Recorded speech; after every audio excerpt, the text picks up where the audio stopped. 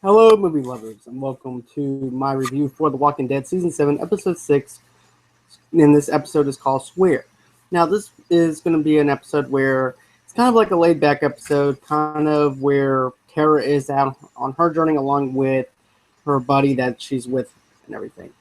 And what I have to say about this is this episode was kind of a letdown in a way because I actually felt like this was an hour that I couldn't get back. This is actually was one of the weakest episodes, in my honest opinion, that I have actually watched and sat through the season of The Walking Dead by so far. But man, whenever I saw this episode, I was like, okay, we got to see Tara go um scavenging through cars and everything to help Alexandria out, and she winds up finding this bag underneath the sand. Now, if people who don't know this or anything like that, especially when you haven't been a fan of The Walking Dead as long as I have, people will actually know for a fact that, hey, you don't do that. Not in this world. Because chances is there's going to be zombies in that sand, and you don't want to do that.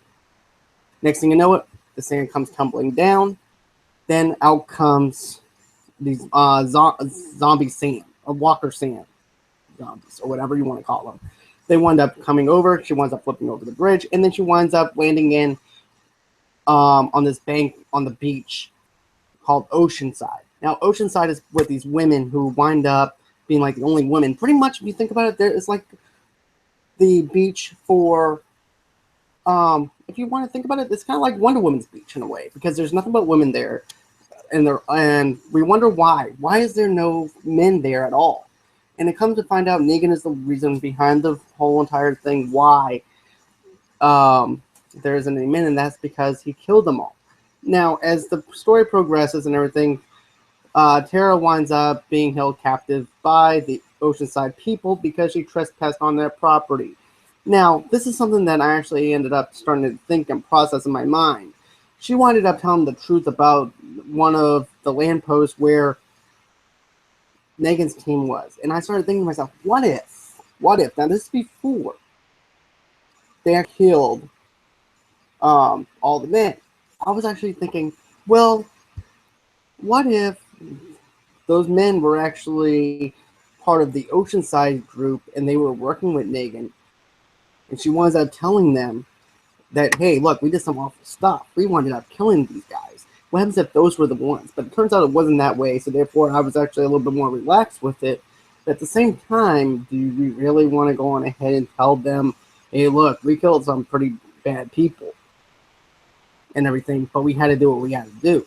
To me, the best thing was to actually scope out this thing with the people that lived there. Even though she was trespassing, even though there might not be a chance that the other people were there that was actually going to trust her or whatever, I think that she should have actually worked out some kind of a deal. Now, my thought process also was this. They could actually do one or two things. She could actually go back, which she promised them that later on that she won't tell anybody that she was even in Oceanside and she didn't know anything about them. Now, I would think that, hey, it's an excellent team up. They can actually team up against team up with each other, and they can actually try and take down Negan. But you can also get the Hilltop people on board. Number one, you also have Oceanside, who has ammunition. They have food. They have resources and everything else that they need to survive. Alexandria doesn't have that much stuff anymore, considering the fact that the only thing that they have to survive on is food itself. And now they're having to scavenge everything up for Negan's crew. So therefore, having Oceanside's people, you can actually have the ammunition. You can actually have the food and resources that you need to fight. But you can also go on ahead. I swear they need to go on ahead and put Ezekiel back in the show again because I actually enjoyed seeing Ezekiel and Carol and everything. It's been a while since we actually saw them, and I think it would be great if Carol went back to Alexandria, said, hey, look, I know this guy named Ezekiel, and we're going to end up trying to solve this whole entire Negan issue, even though I don't think she knows per se what the issue is right now. But I think that would be an excellent way because you have these three people. You have the Hilltop, you have Alexandria, you also have Ezekiel's crew, and then you also, well, my bad, there's four. And then you also have Oceanside. They can all take and put a stand to what Negan is doing, Negan's crew is doing, yes, it's a big, huge cluster of Negan's people. All rise up together. If they all try and take down Negan, that would be the best thing for it. But I'm also still thinking that Daryl's going to end up being the one who winds up backstabbing everybody from the inside. Winds up getting everybody else to backstab each other from the inside.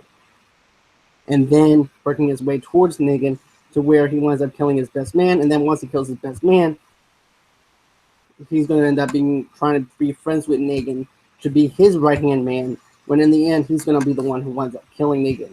That's just my thought process. That's the way I'm thinking it. But still, tell me below on what you guys think about that. But on the other hand, too, I think that Tara should go on ahead and tell, hey, look, there's this other colony here. We need to go on ahead and see if we can work out a deal. I'll go on ahead. I'll scope out that place again. You guys stay here where you guys are safe, because they actually know me. I don't even think the leader of that group actually knew what those other girls were planning at all. I think that she was actually going to let her go. But considering the fact that, hey, look, we have the guns. It's just us two out here. We can go on ahead and do her in. No one will know. We'll just whack her off. And then we'll just go about our day and say, oh, she made it back safely. And I think that's what they were trying to get at. But in the end, Tara winds up escaping. And I also think the girl who helped Tara is actually going to get some very bad spankings for actually trying to help her. But that's just me, because I think that in the end, she's going to wind up telling, hey, look, I protected Tara while these two over here were trying to kill her. And I don't think those were against your orders, were part of your orders. But anyways, either way it goes, Tara made it back because of the fact that, hey, she has to get back to her girlfriend, and now she finds out her girlfriend is dead, and therefore there's no really any reason for her to even be there per se. But I think that she should just go ahead and spill the beans anyways, because anything can happen, and it's all about survival right now. You're low on supplies, you're low on food. Well, you have food right now, but you're low on resources. You don't even have mattresses anymore because Negan's crew actually burnt them. Not saying that these people have beds or anything like that, but they actually need resources to be able to survive. And right now they have 0 guns, 0 ammunition, 0 of everything, and this is their way of actually trying to come in and actually trying to help. But we'll see what goes on later on in the season. But as for right now, this is like the weakest season. This is like the weakest episode in the season, in my honest opinion.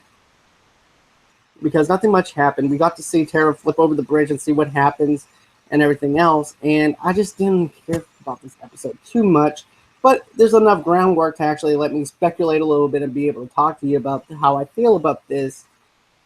And, I just hope that you guys actually like these videos that I'm doing. Because otherwise I feel like I'm wasting my breath talking or whatever. But I'm passionate about this show. I've been watching this show for a long time. So anyways, with that being said, I'm going to end it right here. And by the way, I'm going to be doing a review on the new Disney movie, Momona. Anyways, I'm sorry I butchered that. But I'm going to wind up doing that review coming up this weekend. I hope you guys end up watching it. Tell me what you guys think about this video. Don't forget to leave a thumbs up, and don't forget to subscribe below. Oh yeah, it's called Momona. But I'm still not going to try and give up.